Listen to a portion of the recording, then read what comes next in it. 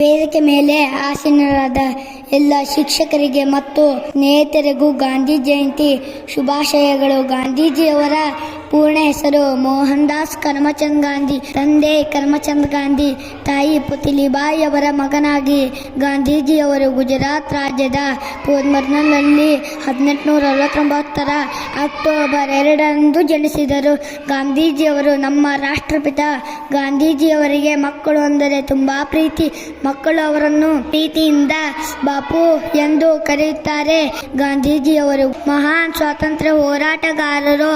ಗಾಂಧಿ ಜಯಂತಿ ಭಾರತದ ರಾಷ್ಟ್ರೀಯ ಹಬ್ಬ. ಗಾಂಧೀಜಿಯವರು 1947 ಆಗಸ್ಟ್ 15ರಂದು ಭಾರತೀಯರಿಗೆ ಸ್ವಾತಂತ್ರ್ಯ ದೊರಕಿಸಿಕೊಟ್ಟರು. ಗಾಂಧೀಜಿಯವರು 1948 ಜನವರಿ 30ರಂದು ಹುತಾತ್ಮರಾದರು. ಭಾರತೀಯರು ಅವರನ್ನು ಎಂದಿಗೂ ಮರೆಯಲು ಸಾಧ್ಯವಿಲ್ಲ.